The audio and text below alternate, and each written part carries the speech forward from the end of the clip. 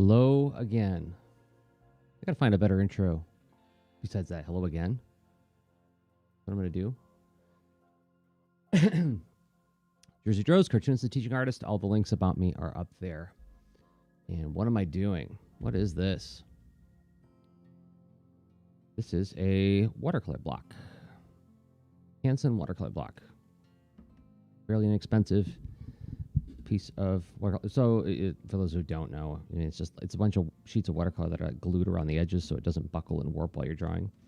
And it's travel sized. I carry this around in my shoulder bag, my EDC, everyday carry. Should the opportunity arise to do a little bit of drawing, like if I'm at the park, I see something cool, I want to draw it, take the opportunity to draw it. So the thing today that I'm doing is I'm just going to do a couple of little warm-up sketch cards because it turns out that I finished the Captain Seriously book this morning. And the next comic I'm drawing, I'm not at liberty to show the pages before they're done. It's a freelance job I'm doing. I don't have the say. For reasons that are very real to the client, I can't show it till the client decides when the world gets to see it. I guess that's what I'm trying to say. My goodness, I need to wake up. You know, you start your day, and you start just by doing, the quiet, nonverbal work of drawing, and then to try to leap into drawing. Or rather, leap into talking. See what I just did? I run into this, and I don't know how many of you other artists run into this. But if I ever have one of those wonderful, glorious days where I get to draw for more than 4 hours at a go, and then I'll leave my studio and go to enter the real world, it's super not easy for me to talk. And I'm blowing this one. I'm gonna keep on erasing. I'm trying to figure out what I'm gonna do here. I want to do a drawing of my tortoise Taft in a cool running pose. So we gotta have arms out. Start with those. And that'll guide me to where the rest of his body's got to be.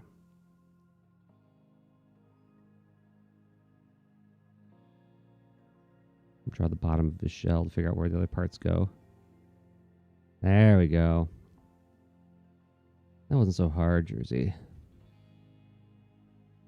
Anyway, yeah, so I know I've talked about this on my other podcasts and stuff, but it's real. You get into that headspace, that nonverbal headspace of communicating with images rather than with words. And then all of a sudden it's really challenging to go be a person, interact with the world. And I know that when I'm in that space, I'm in that headspace of the nonverbal headspace, I come across as being really kind of aloof and weird. You know that scene in Ratatouille where Linguini is asleep, and I forget the female, his love interest in the story is talking to him, and he has sunglasses on, and Remy's running his body for him, and he just looks like he's an indifferent butthole. He gets all mad at him. I feel like I behave very similarly when I'm in that sort of nonverbal headspace. Because people will often ask me, what's wrong? What's wrong? Actually, nothing's wrong. It's just it's really hard for me to talk right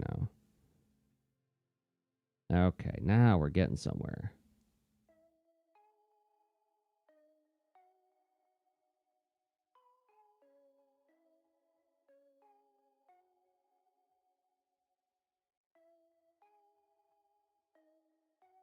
I'm going to practice drawing Taft charging. His classification in the book that I did about him and Pickles is he's a battle tortoise. Ironic, right? Tortoises move slow. It's like the racing snail from the Never-Ending Story.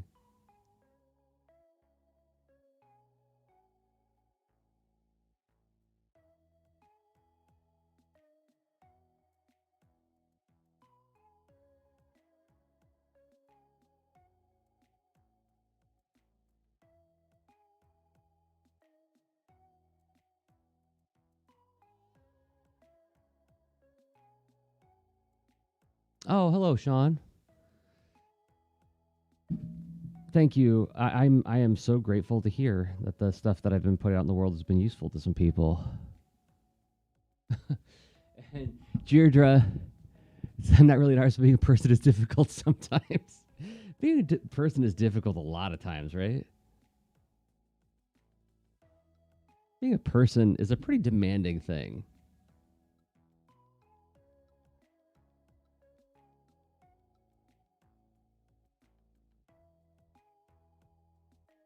I'm gonna try to keep this loose to start with.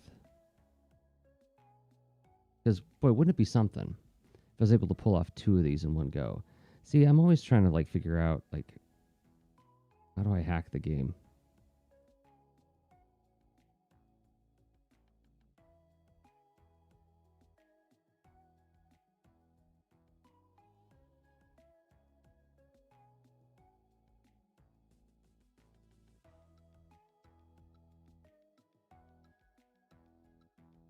Oh, Deirdre, that's kind of you to say. I hope you enjoy it. Yeah, I'm a cartoonist. I've been a cartoonist for about, well, if you want to count my first published work, I guess 25 years or so. And I've been podcasting and talking about art for, oh my gosh, going on 14 years now. Oh my gosh, has it really been that long? And I teach how to make comics as well. And so I spend a lot of time talking about this stuff. Matter of fact, last week, I think I wound up talking and 14, almost 15 hours last week I spent talking about this stuff between my podcast and my classes that I teach.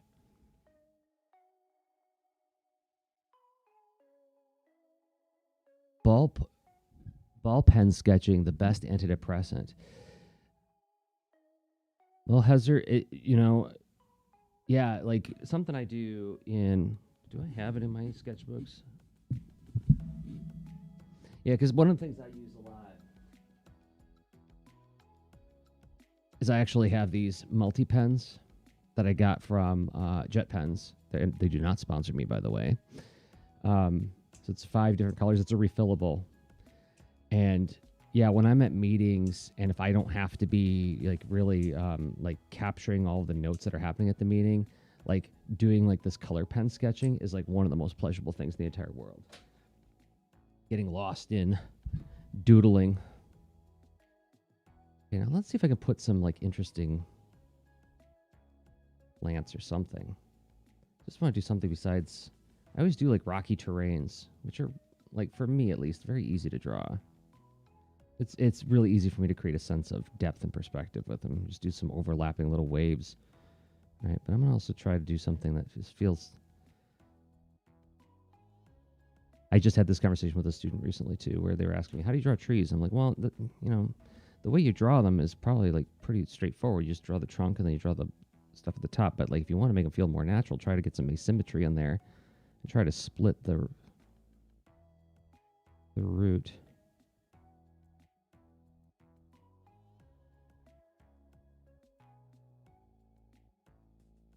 You can put another one back here just so I'm not.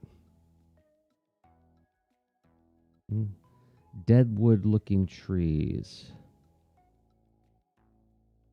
Thinking back to my time when I lived in Phoenix, Arizona, and all the trees there were these gnarled, pulled in, desiccated things. The leaves were so tiny because, like, there ain't enough moisture.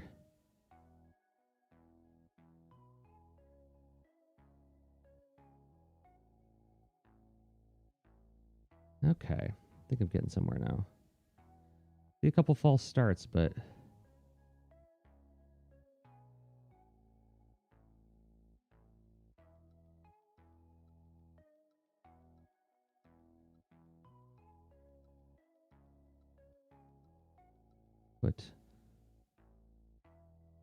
another way I try to like give Taft a sense of like heaviness and movement is I got him. So he's the not only is he Pickles' best friend in Battle Tortoise, but he carries all their gear. So when I draw him like moving really rapidly, I can have the gear all bouncing around.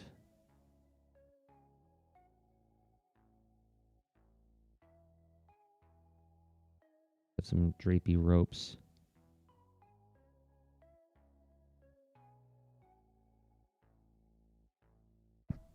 Oh, oh, so Deirdre, you're watching in Australia. I've not been, but I've seen pictures. And yes, it looks very similar to Phoenix, Arizona in terms of like dry, desiccated, these parts of it.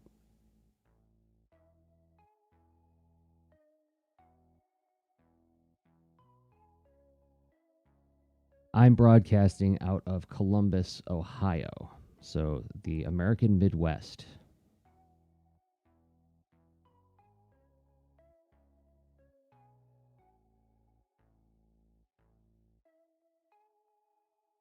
Well, I wonder if I'm ready to start inking. It's pretty loose for me.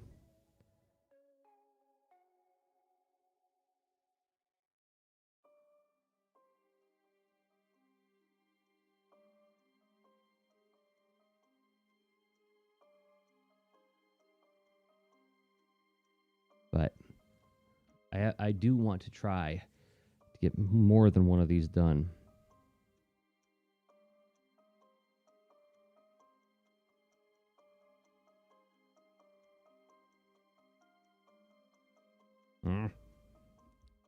Try to get one more tree in there, and then all of a sudden I'm not happy with it.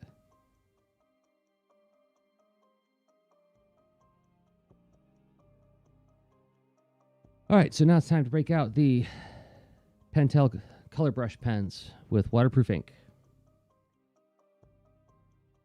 And I take a deep breath, which is the equivalent of hitting Control S on my keyboard.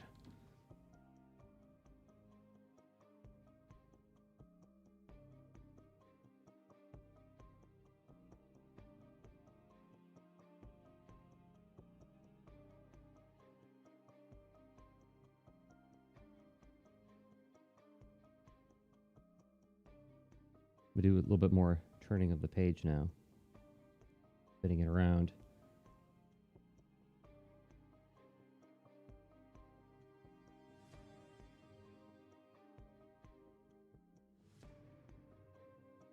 Now, for people who've been following me for a long time, like Sean, you know that brush pens did not come easy to me. I came kind of late and kicking and screaming to them. I really argued for my limitation of understanding how to use the crow quill. I don't need to learn brush pen. Why would I need to learn brush pen?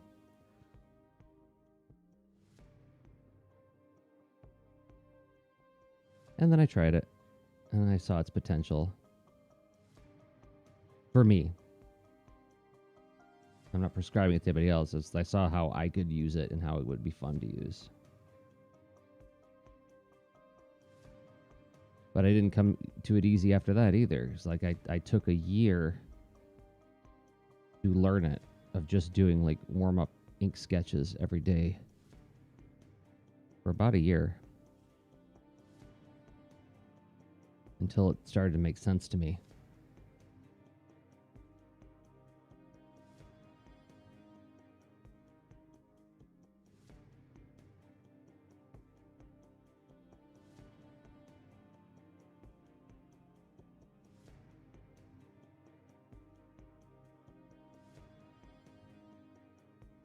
But by that time, I had been doing it at least long enough to understand that, like, if I just check in with it every day, it'll start to make sense to me. I don't think I would have had that sense of perspective when I was first starting out.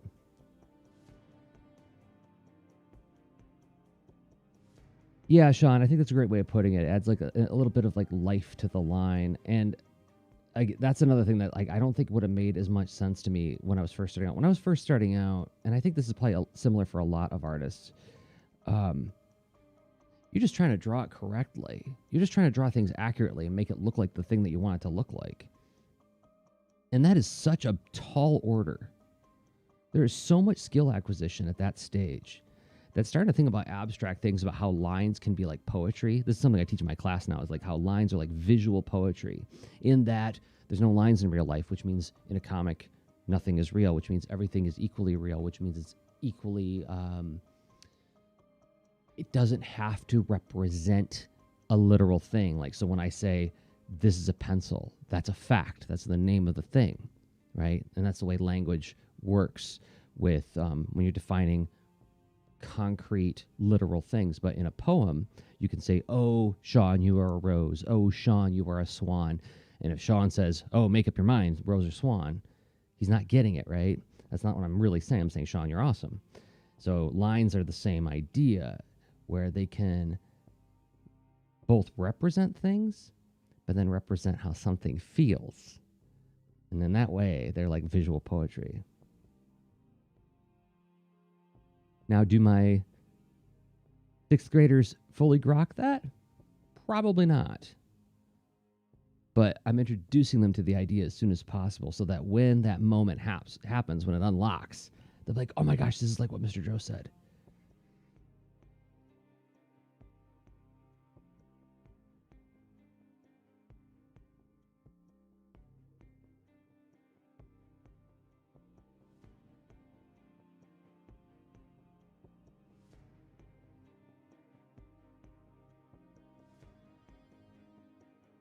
I want to get a drier brush in here to do some of this detail work back there.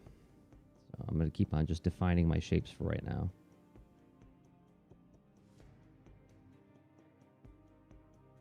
I like how my playlist pulled up the intense music for this part. Oh, really? Deirdre. If you don't mind me asking, what class was it that this lecturer...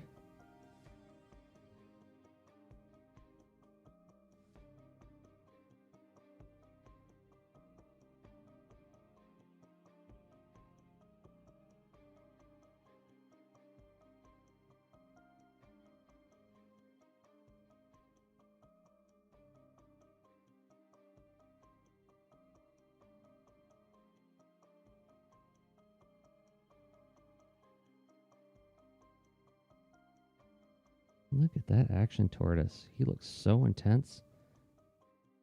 It matters what's happening in his life.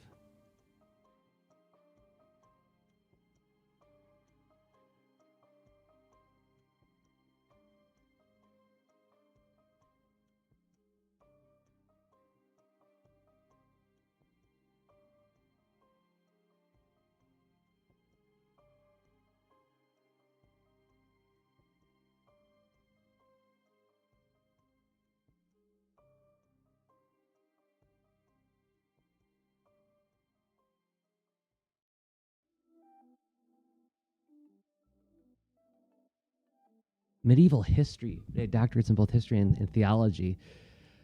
Oh, wow. Well, when I went to college, which is a long time ago, and I didn't finish, by the way, I studied religion and mythology. Because where I lived and the time that it was, there was no comic book course. There was no track to get a comic book degree. And so I thought, well, college probably has something to offer me. But let's figure out like what's the subject that they teach that would most assist me as a cartoonist. And so one might say, well, geez, why didn't you take art classes? Well, because at the time at the school that I was going to, the only art classes were fine arts or commercial arts. So it was either advertising art or painting, traditional art. And neither of those I felt were good fits for what I was trying to accomplish in becoming a comic book artist. And I thought, well, if I learn how to write if I learn like how story works. See, because I also didn't want to take like creative writing, or because like that was like learning how to use language. I want to learn how to use image. So I'll give my younger self credit that he at least had that much intuition. He was not the brightest fellow, but there were times.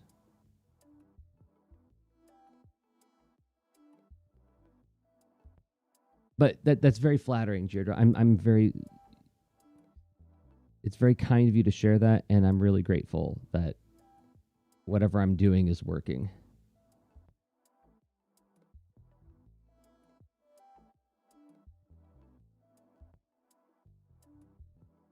Okay, so I think.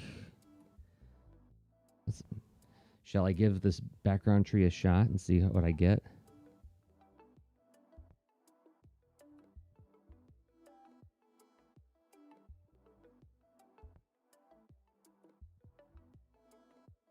This is like the trees I would see on the way to the post office when I lived in Phoenix.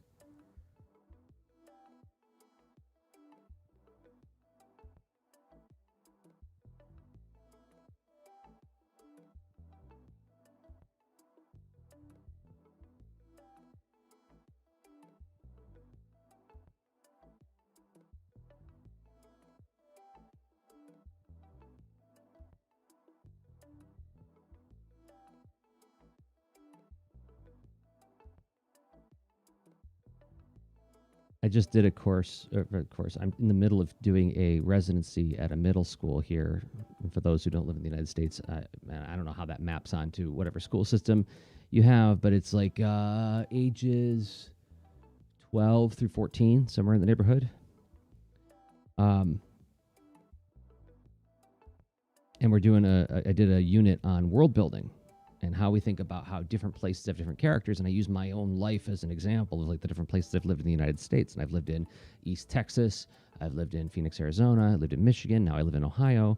And I talk about how all those different places have their own specific character. One of the things I talk about when I lived in Phoenix was like, one, in the summertime, you just don't go outside very much. Just like how in the Midwest, we don't go outside much in the wintertime. But then I talk about how like there's all these beautiful state parks in the mountains, and you go there in the wintertime, but then there's this sign at the entry that says, please enjoy our park, but be careful of all of these animals that can kill you. And they got a picture of a Gila monster. They got a picture of a scorpion. They got a picture of, And I remember when I lived there, I remember thinking like, I don't know if we're supposed to be here. Seems awfully dangerous, especially for a sedentary artist like me. Oh, there we go. That's a nice dry brush. Look at that. Look at that. Look at it. Look at it. Look at it.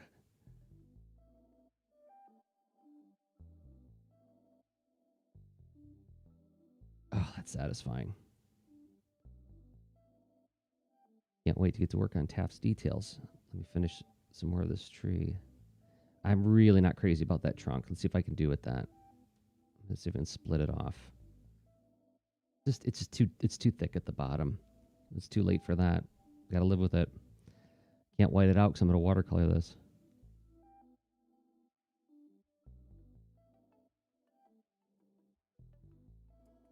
Okay, let's get some dry brush details on my buddy Taft here.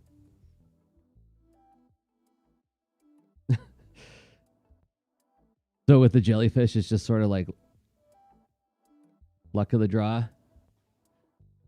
Like the foregone conclusion. It's like, yeah, I guess you can't put up a picture of something where it's like, okay, watch out for this thing that you won't be able to see. That sounds like a frustrating game.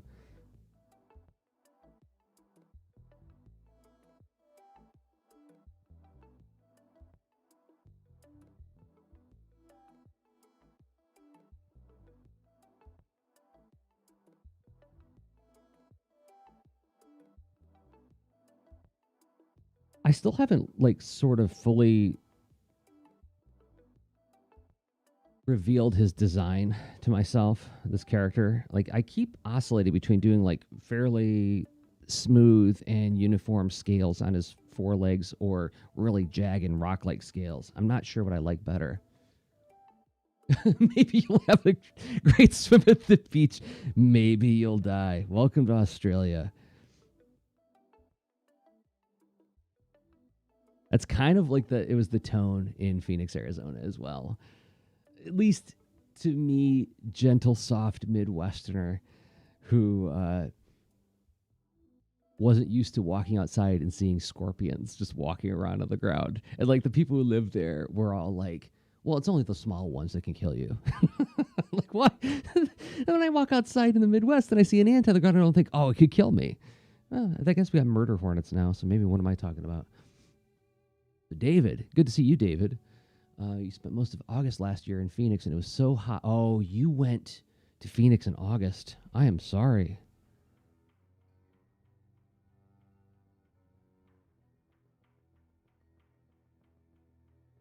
That's brutal, man.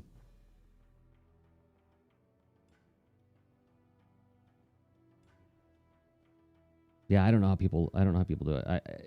I when I lived there, I remember climbing into my car. I had a 2000 Toyota Tacoma, which I loved. I had it for 18 years. I think it was like such a wonderful work vehicle. I was sad to let it go.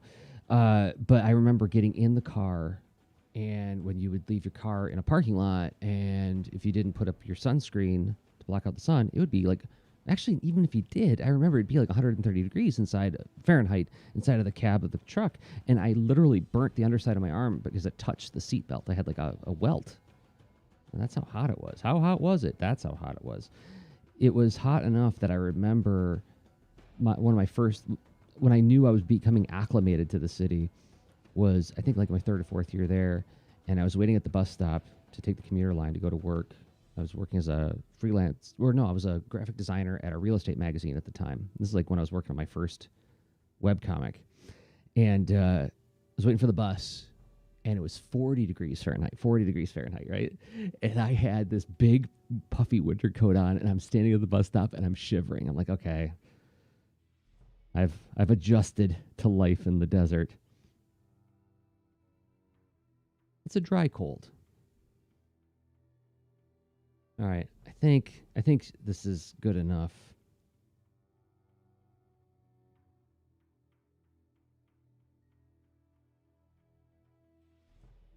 Yeah, the hemispheres. I had a friend actually visit me from Australia. Oh gosh, this would have been like 8 years ago, and yeah, he came in our summer, which would have been your winter. And the thing that threw me was when he pointed out that the moon looks upside down where we are compared to how you're used to seeing it. And I was just thinking how much that would freak me out if I went to another country and wait a minute, why is the moon upside down? Like, oh well, sorry, you're on a different half of the planet. Your perspective is totally different.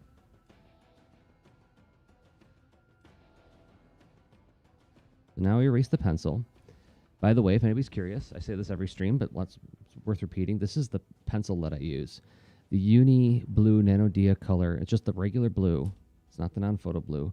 And it just erases so darn clean. Look at that. Now I can go in and paint it. I think I'm only going to get one painting done today. I'm just going to live with it. It's okay. It would have been nice to get more than one, but how does that line go in The Princess Bride? Get used to disappointment. All right. Now it's time to break out little tiny watercolor kit. This is a travel set that my wife got me a few years ago. And what I love about it is, oh, and check this out. Isn't this adorable? It's a little itty bitty pencil, which takes my non-photo blue or my blue leads mechanical pencil. Isn't that cute? So in case I don't bring my regular tools, I have everything I need in this little kit. All right, let's do I stream often, Jirda? Yes, I stream every, local time, Monday and Thursday at 10 a.m. Eastern time. I don't know what time it is where you are right now. I know it's tomorrow, so it'd be Tuesday and Friday your time. Oh, what happened to my watercolor crayons? They're actually in my other bag. So I switch back and forth. So Aaron, um, Aaron's pointing out the fact that I actually I have a multiple everyday carry bags, and I duplicate my kits between them. So if I decide like I want to switch to this bag today, I can just pick it up and go, and all the same stuff is in there. So I have these. Here's my Transformers pencil case with all my tools in it. I have a identical one in another bag. So instead of duplicating this watercolor kit, oops, I wanted to go yellow first. I'm getting distracted by talking.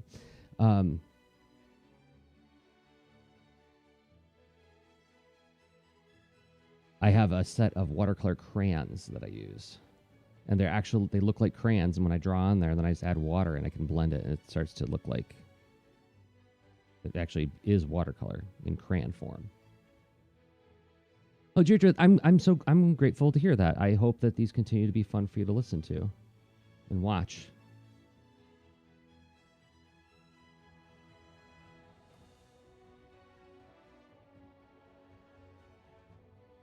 So why yellow sky, Jerzy?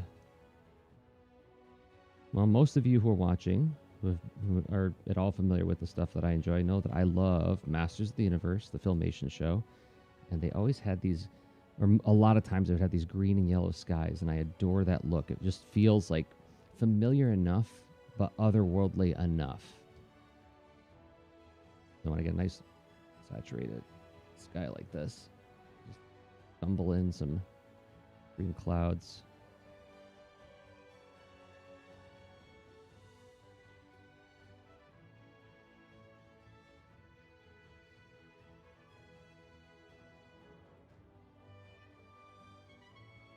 All right, let's do the ground now. I'm going to get some like purplish red for the ground. Just get some good contrast going.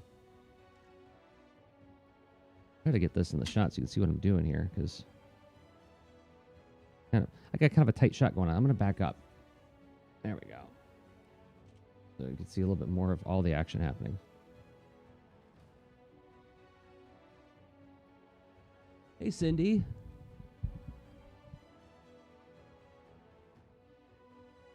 It has been a while.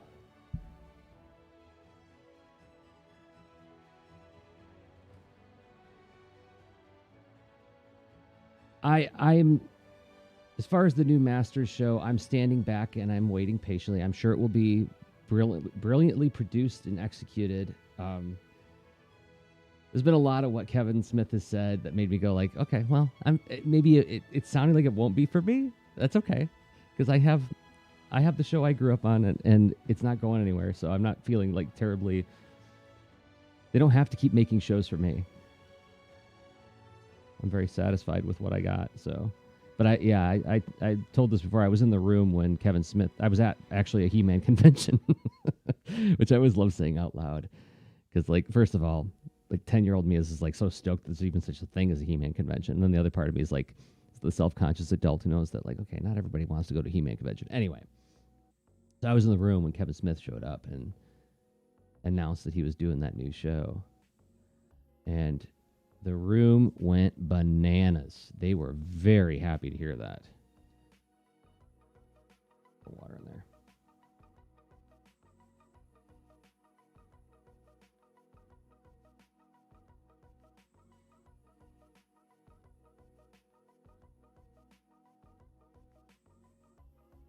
The Cindy, I mean, we go back to the tapas.io days when I was doing Boulder and Fleet on there.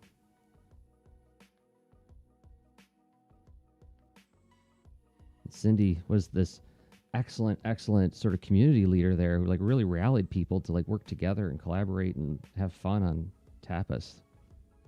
You were a very welcoming presence there, and I was always grateful for you.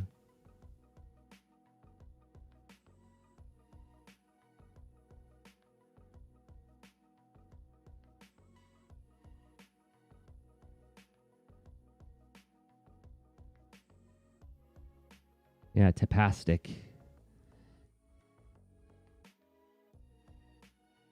Yeah, let's get some. While this is all still wet, let's get add some more colors. I'm going to start shading it a little bit with some blue. Ah! Okay. Blue in here. Blue and purple.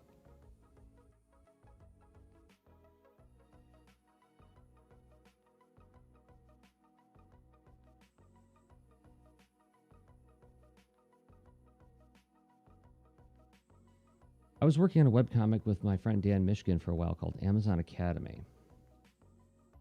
And we were doing it the way I did Boulder and Fleet, where I was like, okay, well, it's mostly a traditional webcomic page traditional. Not that's what is it? That's what they mean. Page style webcomic that I was trying to format for things like Line Webtoon and Tapastic. And my gosh, it was just so much work to do it and have it be consistent between both platforms. I'm not resentful of the amount of work that was being asked of me, but it's I didn't have the bandwidth to do it.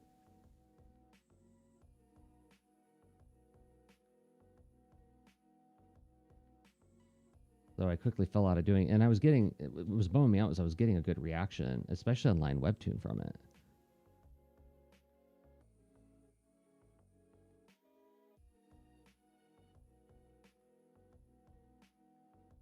Oh, yeah. Well, congratulations on having a son, Cindy. I mean, that's the thing is that, like life finds all these ways to say like, oh, you thought you were doing this?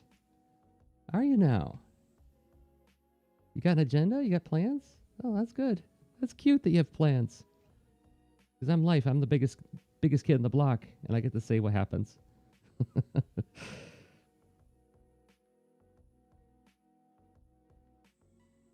And that's kind of where I am right now, not with like children, but just I find myself in a situation where I literally only have about 10 hours a week to draw. And for various reasons. Two of which I spend live streaming while I'm doing it.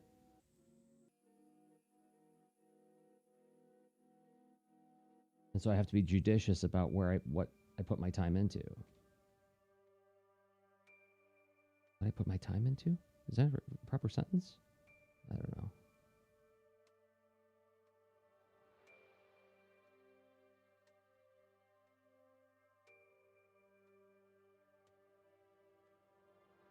Let's see. Being an animator is no joke.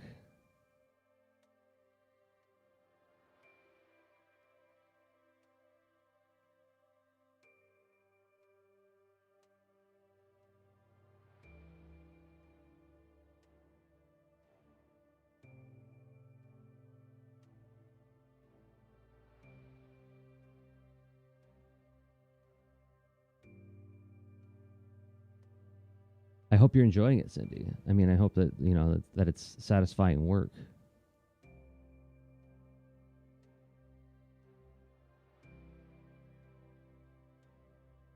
All right, I'm going to check this out. I'm going to make this dust kind of bluish.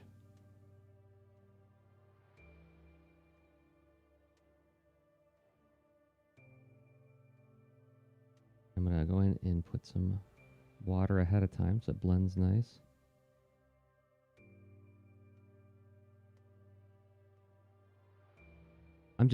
I'm narrating this to try to keep it interesting. So not just watching me do this and wondering what's he doing. There's no color going down there. Purple and pink in there. There we go. So now I can grab my blue.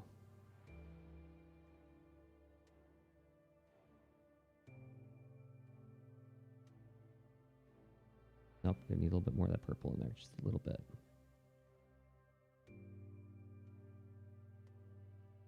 There we go.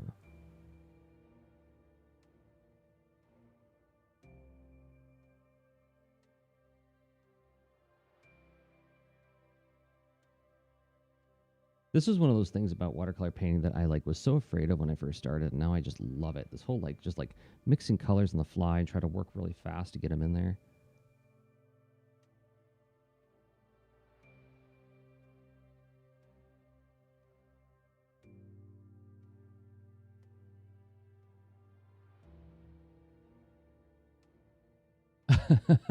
Deirdre, that's very kind of you.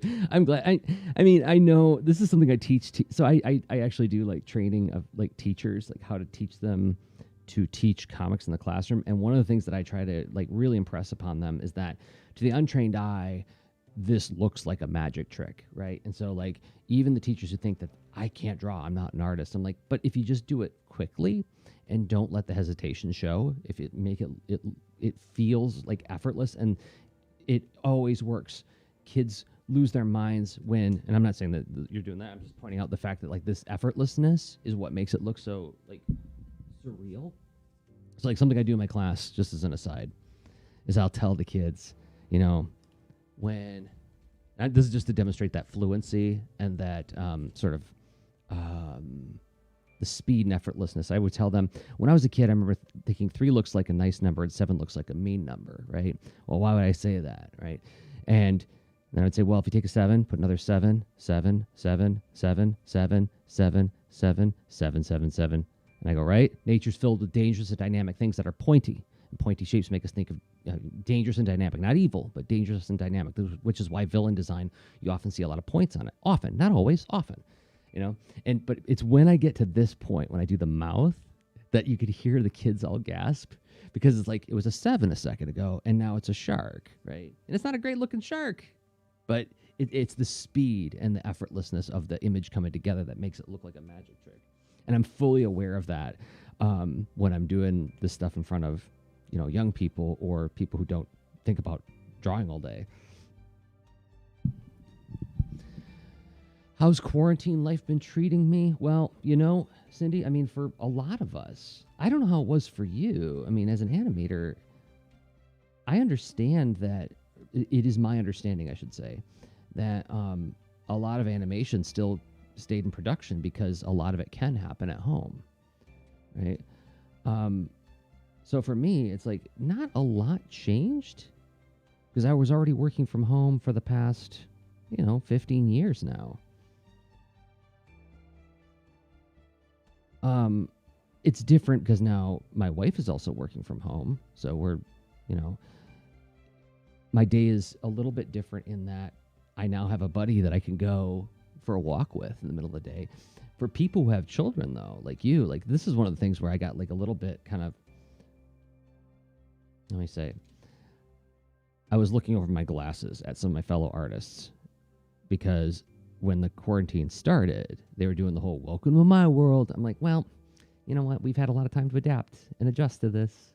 A lot of other people with children and other obligations in their lives, it's a bigger adjustment for them than it was for us, and they're being asked to make it without any prep, and they didn't ask for it. It's against their will, right? So let's be careful when we get glib about this kind of thing. I feel nothing but sympathy for everybody whose lives were upended by this stuff and have to constantly make adjustments and level up all the time. I'm privileged in that I haven't had to do that, really. I mean, do I miss going to bars and bowling alleys to do drawings with friends? You bet. All the time.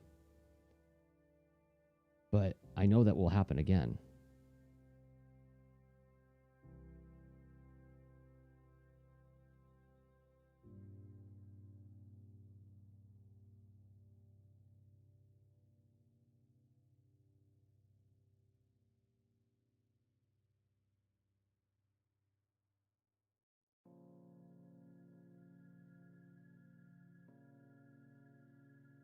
Oh yeah, yeah. Your dog's at the time of her life with this lockdown. I'm likely going to keep doing as much work from home as I can for as long as I can. That is something that I have been really actually enjoying a lot. Is I have 2 cats, and it's great. Well, I always stayed home with my cats anyway. Like my last 2 cats, the one who passed in 2018, Maggie. I mean, she was my studio buddy. She would sit on my lap all day while I drew, and it was the best. However, there are times when it's like, okay, having cats around is kind of a drag when I'm trying to get a lot of work done. And it's nice having my wife home too. So she could be like, hey, could you hang out with Martha and Shenandoah? And then I feel like the girls are getting family time, and I'm getting work done.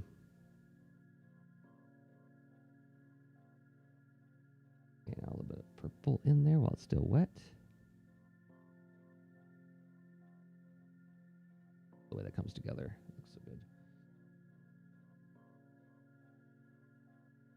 But as far as like waiting for lockdown to end, I mean, it's tough. It's really tough. Being patient is not something that comes easy for a lot of us.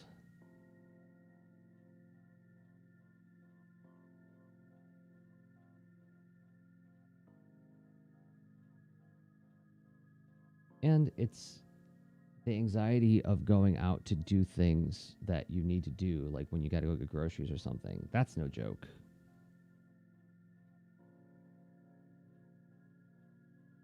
All right.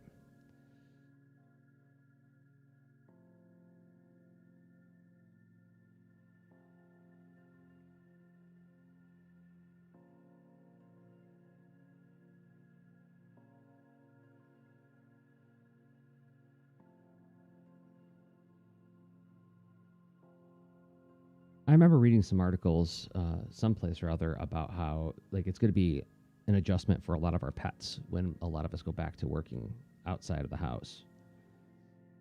And yeah, I'm thinking about that a lot. Like all the animals are going to be like, how do you explain? How do you explain it to your dog or your cat? Like, hey, look, I know we've had like a wonderful year together, but now I got to be gone for half of the day.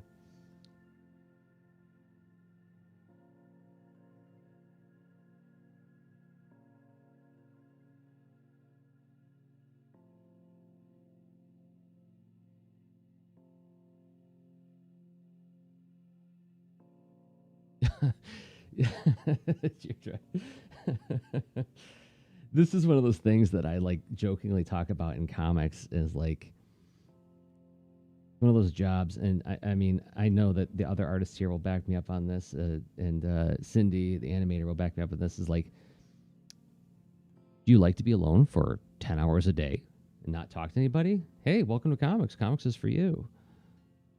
And I feel like, yes, the pandemic is, and the lockdown and the quarantine has all been probably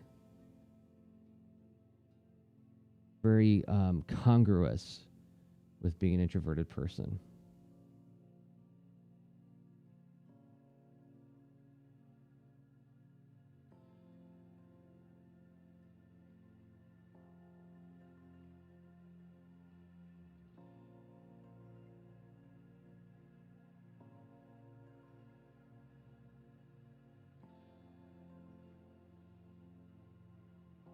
Almost there.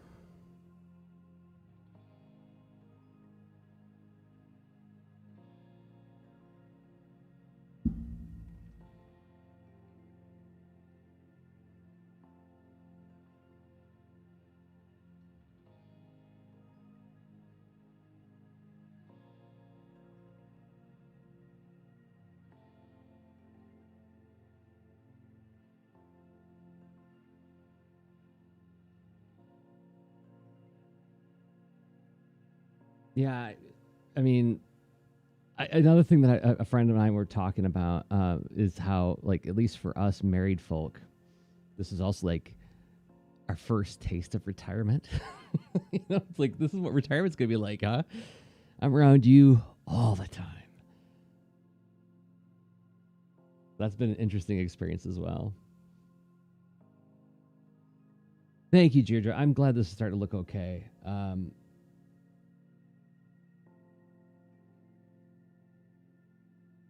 Hopefully, I get to make a book out of this. This is one of the characters from a book that I very dearly want to do. And it's about a. Well, actually, I have a mini comic in my store at tinyastronaut.com, where the first sort of mini story. It's an 8-page mini story about the premise of this book. But the basic idea is that there's this character who collects and sort of cures cursed objects. Right? So you got a cuckoo clock that keeps eating people. Well, what do you do with it? Don't be silly, cartoonists don't get to retire. Is that what I told you, Aaron? It's probably true.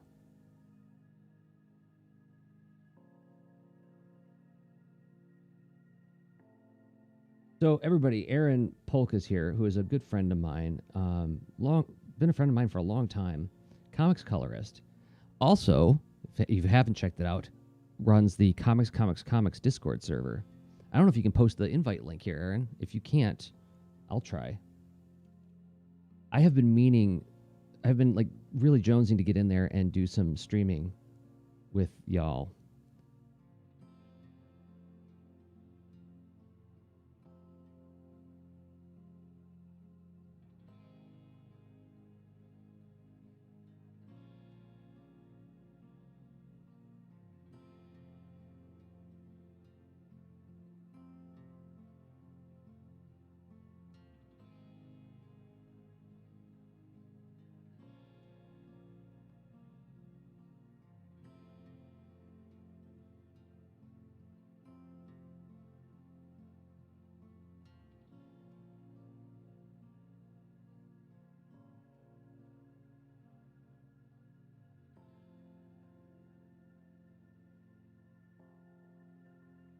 What's one animated series do you feel doesn't get as much attention as it should? For me, it's Sky Commanders. Great visual design, solid gestures, and the animation was pretty good. Actually, Sean, I just rewatched Sky Commanders not long ago. I bought it.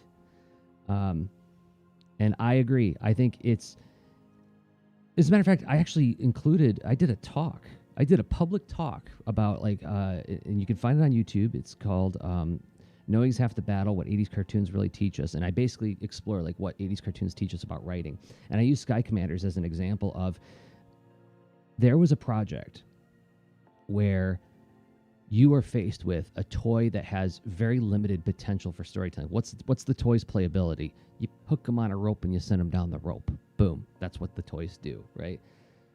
And they built this pretty solid premise for it where it's like there is this element that makes continents pop out of the ocean, right? And you can bet that if such an element really existed, all the governments of the world would be racing and stepping all over one another to get their hands on it. So of course you got a great MacGuffin to chase over, but these continents shift and move, and so you can't bring tanks in because the ground's too unstable to drive on. Okay, well you can't fly planes because the air currents are too unstable because the continents keep shifting. So you have to deploy revolutionary gravity lock and laser cable technology to traverse the ever-changing terrain, right? That's pretty clever. The show was okay. It was, the animation was great, especially when you think about Hanna-Barbera. It's like, Hanna-Barbera? You're doing action adventure cartoons? But, so the animation was better than it should have been.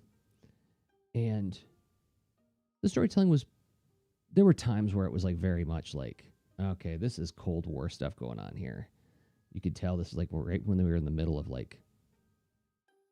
talking about Russia as if they were the commies that we got to watch out for. But so there's some dated stuff in there, but there's also some really, really, I think, timeless stuff in there. Some pretty good stuff.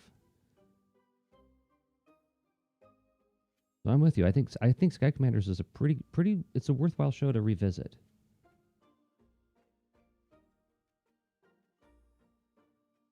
Yeah, I think this is just about done.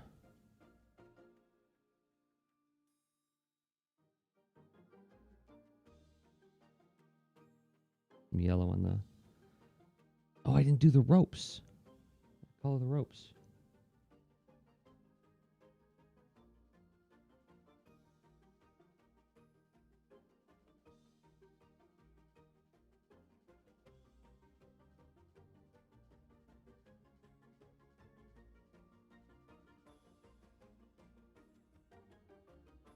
All right. Time for a quick pass at it. Look at it up close. See if there's anything left to mess with.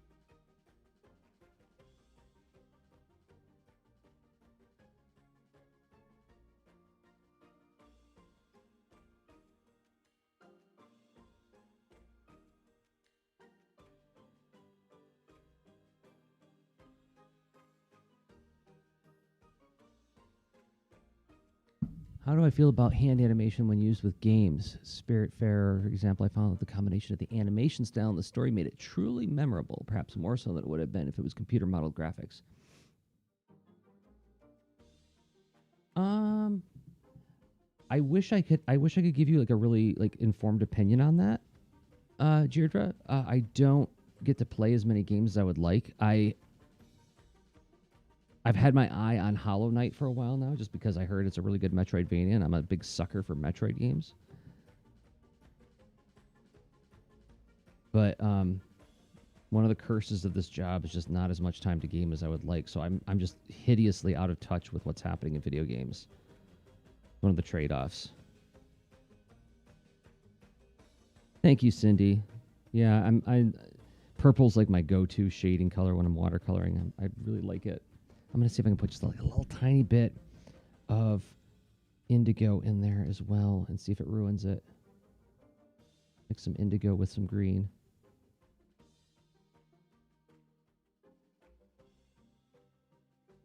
Okay, dry my brush out just a tiny bit.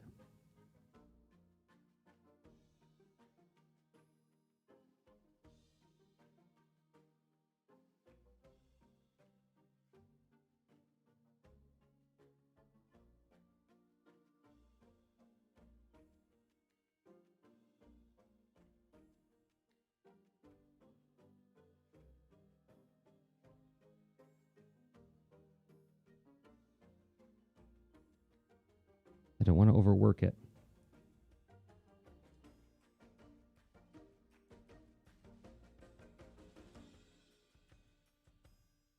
Spiritfarer is gorgeous, Aaron. In a game I would love. You get bonus points for hugging people? Yes, that you've sold me.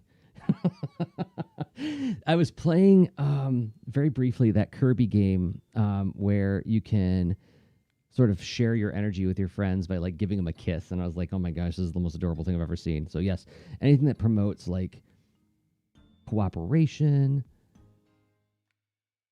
healthy engagement with emotion, I am a fan.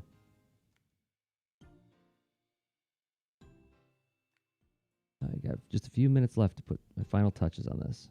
And again, I'm trying to be careful not to overwork it. I've done that before.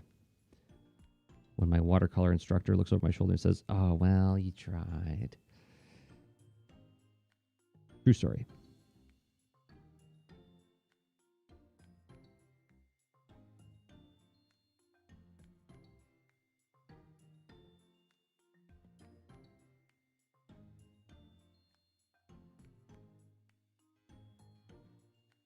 So once again, this stream will happen again this Thursday, 10 a.m. Eastern Time. If you are on the other side of the world from where I am, it would probably be Friday, whatever time you're watching right now. Subtract 1 hour. I really should be learning my GMTs.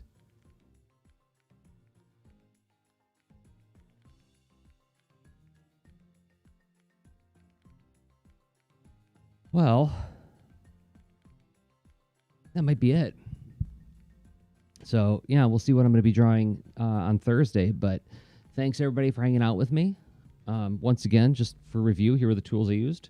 Pentel color brush pens, a couple of water brushes, and what else did I... Where's my pencil? Just a Pentel mechanical pencil. That's what I used. And then a Canson watercolor block. I don't know why I'm saying that. It's not like I'm getting endorsements from anybody on this. Unless you want to give me some money, Canson. So I'll be back Thursday. If you're watching this, whatever video platform you're watching it, I know this is something that I'm supposed to ask for is please like it. That helps more people find it. I'm trying to do this thing on a regular basis so more people will show up so that when I finally get to do a book about these characters, I have people to talk about it with. So, yes, thank you for hanging out, and I'll see y'all on Thursday. Until then, I've been Jerzy Drozd, jdrozd.com, Jerzy Drozd on Instagram. Okay, bye.